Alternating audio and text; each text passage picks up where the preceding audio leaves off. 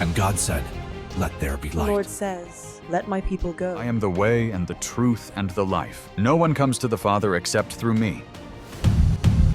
This is the Talkin' Bible podcast. Hey folks, welcome to today's episode of Talkin' Bible. We're continuing to talk about overcoming anxiety, finding peace in God. And we're going to go to Psalm 46 today.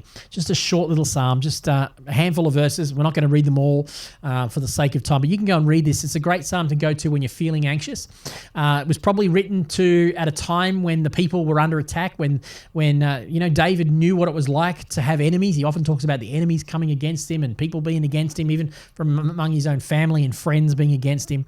And this Psalm 46, here's some verses. It says, God is our refuge and strength, always ready to help in times of trouble. So we will not fear when earthquakes come and when mountains crumble into the sea. This is all hyperbolic language. This is like when the worst of the worst can happen, when it seems like everything's falling apart and crumbling down. We will not fear. The oceans will roar and foam. And in the Bible times, oceans were seen as the place of chaos, the place that could not be tamed. Oceans were used metaphorically to speak of the enemy, of darkness, of evil in the world, and chaos in the world. He says, let those oceans roar and foam. Let the mountains tremble as the waters surge. Verse 10, be still and know that I am God. I will be honored above every nation. I will be honored throughout the world. The Lord of heaven's armies is here among us. So the Lord promises to be their refuge in the middle of hardship. The words refuge come up. I haven't even read those words. I skipped over those.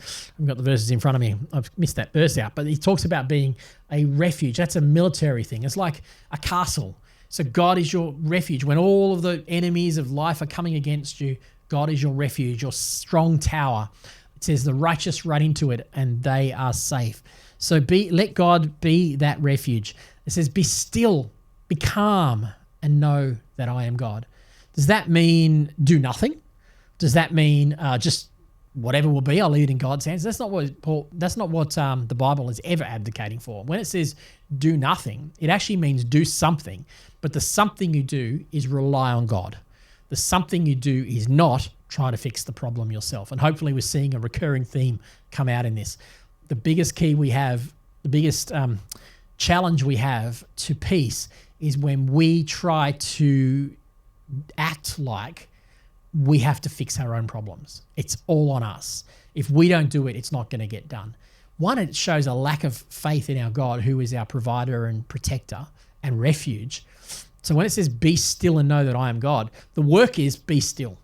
Because I don't know about you, it's actually hard. It takes effort to be still when the anxieties are coming. We've talked about that a lot. The most natural way to live is to start to ruminate on the problems. Oh, I can't get over this problem. It's crippling me, Lord, and going round and round and round.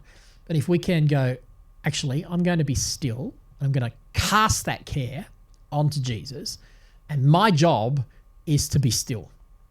Well, for me, being still is often not just sitting there in silence. It can be, but it's often actually going, now let me do what this psalm's doing. Let me say things like, let the earth crumble. Let it all fall apart around me because God is my refuge and I'm inside it.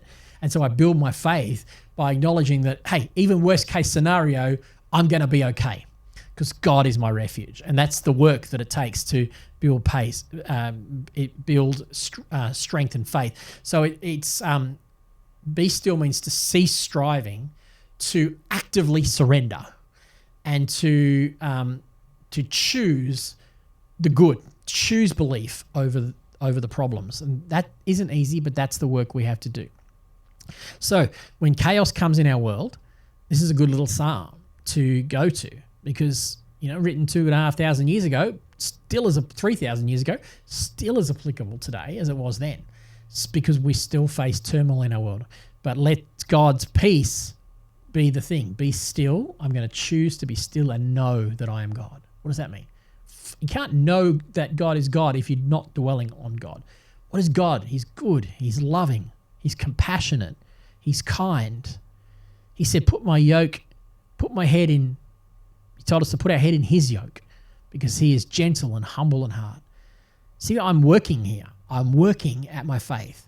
I'm working the word. And I heard Pastor say years ago, if you work the word will work for you. I'm working the word. I'm applying it into my life. I'm applying my theology, and little by little, I'm building my faith, and the anxiety is going away as I know who God is. Be still and know that I am God. May you be still today. May you meditate on God, and may God give you peace in the midst of whatever turmoil you may have in your life. God bless you. Talk to you tomorrow.